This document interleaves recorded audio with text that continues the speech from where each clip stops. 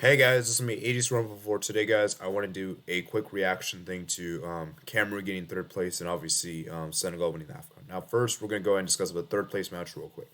Now, I want to make this video very short because the point of this video is just like a quick summary of the stream that I did yesterday. Because I did do a stream yesterday where I went way more in depth into the whole tournament. I even did the best 11. We did all the cool stuff on there, so I recommend you hit the you look at that stream from yesterday instead of this one. So you can still look at this video. I'm just gonna briefly discuss, give you guys my quick thoughts and everything. And man, Cameroon, man, I didn't expect them to do this. Who would have thought that Burkina Faso being 3-0 up? You would think that they would see out this game. And yeah, Burkina Faso played really well. They played really well. They had a good start to the game, causing a lot of issues for the Cameroon defense. And Cameroon just looked all over the place defensively. And then you got to commend Cameroon, though. Bring in Abkobar coming off the bench, Nicholas Nimgali off the bench, Ikambi off the bench, and that first goal was a great goal, man. It was a great goal indeed. And the second goal was crazy. It was and it's crazy how in the span of 2 minutes they actually made the comeback. And for me, the goalkeeper Odrigo was not very good. He was not very good in my opinion on the day. Very very poor, and he led to one goal being good scored because that third goal I believe that shouldn't have that was a very savable, and how did he spill it was terrible. Onana didn't really have a good game to be fair as well, but he didn't at least cost them a goal. Like whereas he actually directly led them to a goal.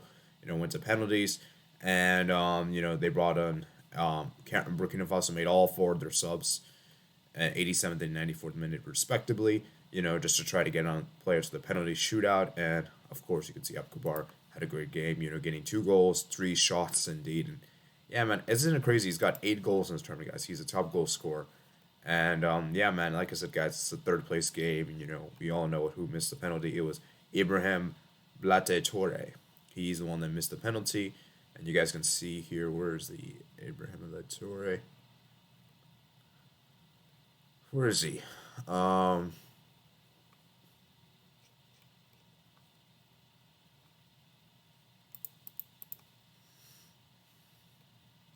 Okay, he played as a let's see, player profile.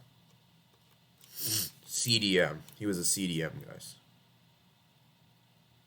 Oh, right here. Yep, I see it. I see it. He was a CDM, and he missed the penalty, which Cameroon converted all their penalties, which is kind of crazy because we all saw how bad Cameroon were in the penalty shootout against Egypt. So they managed to get a consolation, getting third place is really good. And like I said, guys, third place trophies. Third place games, in my opinion, aren't very significant. I don't really rate the third place games high. I personally think third place games are a waste of time, personally speaking. But it is what it is, and we have to talk about it anyway. So just want to give you guys my quick thoughts about that. So Cameroon, man, you gotta commend them, man, for being 3-0 down and still managing to find a way to get back into the game. Very very good from Antonio Conceição, and for Kamo Molo, man, this is a really big disappointment, man, because Burkina Faso really should have won this match, in my opinion. They really should have, and you guys can see stats wise, Cameroon actually created double the shots than them. They even created more chances, created more big chances, but it was just the finishing that was really the problem for them. And you guys can see possession was Cameroon 64, and Burkina Faso 36. So like I said, guys, huge win, for Cameroon here on penalties. And like I said, guys, penalties is a very cruel way to decide, but you know it is what it is. So I think for me, Cameroon, man, gotta commend them for this. So that's just my quick reaction to the third place match, real quick. So there will be timestamps below in the description below for you guys. If you guys are interested in skipping this, you guys are more than welcome to. So we're gonna go ahead and move on over, to go ahead and talk about the final, the final. Obviously, we know what we're gonna talk about. The final, guys. Now, for me, just to quickly summarize this final, I did watch this final and went all the way to extra time, guys. It was a very, very long final indeed. I think for me, guys, you can clearly tell that Senegal were the better team. Senegal were by far the better team in this game. Is just the Senegal. For me, the issue coming in for me for Senegal coming into this final was that did they have the mental strength? Did they have that push, that killing clinical edge they need? Because I honestly thought Senegal would screw this up. I really expected it, and I almost kind of expected how they did 2019, where I believe I actually predicted them to win that against Algeria, and I thought they would screw this up again. I really did because, like I said, guys, Egypt have been looking really good, and I just thought that to me, Senegal would have a hard time in this game, and that they would look like the better team. I knew they would look the better team for most of the game, but they just wouldn't score. And that's the thing is that when you're a better team and you miss so many opportunities, you put yourselves in a huge position to be concede. Remember, I think what was it, Barcelona versus Granada last season, the Camp Nou. I remember Barca had so many chances to score the second goal. We all know what happened. Granada ended up winning the match. So that's just part of football, and that football can produce these unthinkables. And I just thought that this for me would be another example because for me, guys, Mane in particular had a mixed bag. Man, Mane in particular had a very mixed bag in this game. I thought for me, when he missed that penalty, I thought it might have been over for Senegal. I really, really honestly did. And for me, the defense in particular of Senegal was amazing. Cease was incredible. Koulibaly was incredible. Diallo was incredible. That whole back line of Senegal is very, very good. They played like warriors, man. Mendy as well was excellent. And then Gabianski, man, he was actually incredible as well for Egypt. And the thing about this game was that Mane in particular, let's talk about Mane for a bit. When he missed that penalty, the 4th minute of the game, that was a huge chance. Huge chance. And that was the best chance they had to score. Then, in extra time, he was given the final task to score the penalty. And you could just tell how much Mane needed that penalty. Because I'm looking at previous finals in particular. Because there's been finals where the losing team has missed a penalty and regulation they gone on to lose the game. Look at, for example, 2012 Champions League final. I believe Robin missed a penalty. We all know what happened, penalties. Chelsea won. 2014, not 14, sorry, 2016, Griezmann missed a penalty. We all know what happened. Real Madrid won on penalties. So it just for me was just like, Mane, can you bury that penalty? Because we know Mane is not very good at penalties. I think we all know he's not very good at penalties. He has a very mixed bag record. And for him in particular, him being like the talisman of this team, him being one of the best players of this team, best outfield players for Senegal, he had all that pressure on him. Because remember, if he had missed the penalty, we would have gone into Senegal. Egypt could have. We would have gone into sudden death. But he needed to score that penalty, and you could tell how Salah was looking at the side. I was watching this game, guys, and Salah was crying. He was holding it. He was crying his face because he knew that how big it could be. And Mane, got to give him a lot of confidence. He buried that penalty. He put so much power into that penalty. You could tell he was more confident. He put it in the bottom left corner, and you could tell how much it meant for him because obviously winning the AFCON is very, very special. And this is the first time he's ever won it. And remember, guys, he did lose the previous one in 2019. And same goes for Salah, man. I feel really bad for Salah. He's lost 2 AFCON finals. That is very, very sad.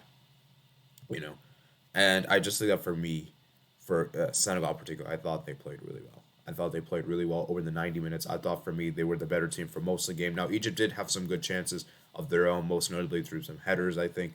I think someone off the bench had that great chance. Zizou, I think, had that chance.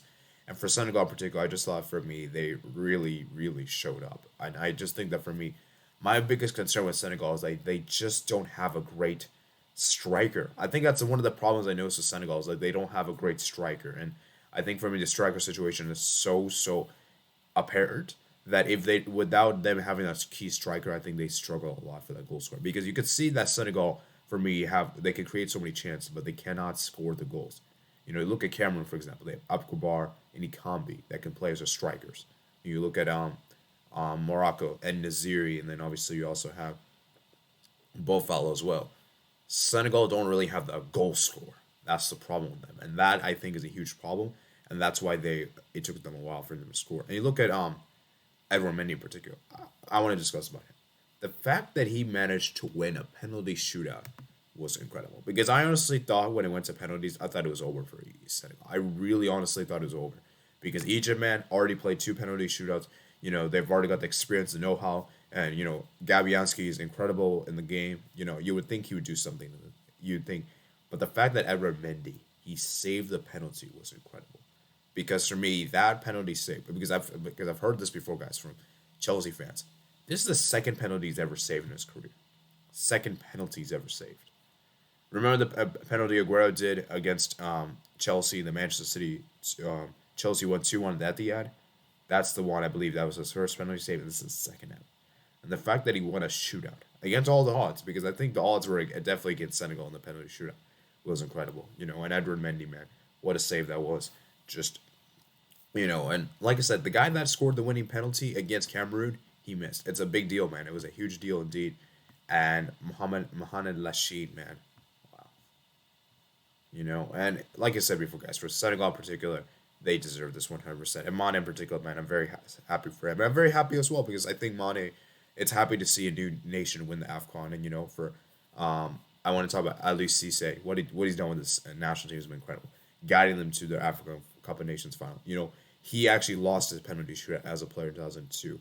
Now he's able to win one as a coach is quite fantastic. So, like I said, these are just my quick thoughts. Like I said, I want to give a huge round of applause to Cameroon for getting that third place trophy, and then obviously to Senegal for winning the AFCON, guys. Winning the AFCON indeed. And you know what I thought was really interesting? One thing to quickly round off here, guys, is that Idrissa Gueye, he played as a cam. He had a great game as well. I thought he had a great game. He's not even a CD. He's not even a cam. He's naturally a CDM. And the fact that Cisse put him as a cam, I thought was a very bold decision to make. And I'm going to end off here. I know some people might be surprised what I'm saying, but I'll expand more in the future. Could Senegal miss out on the World Cup 2022? That is a thought, and I want you guys to comment down below. You guys think that's possible, and will Egypt get the revenge? I just want you guys to let me know if that's possible or not. I'll expand more in my future videos. Anyhow, I hope you guys did enjoy this video, guys. Make sure you guys comment and subscribe. Like this video as well if you enjoyed the AFCON coverage. Subscribe if you're new around here. Helps the channel grow. Comment down below your thoughts. And like I said before, guys, make sure you guys check out my other pops. List in the description below if you guys will find my Twitter and my Discord and my email and my Twitch. And I'll see you guys later. Peace out.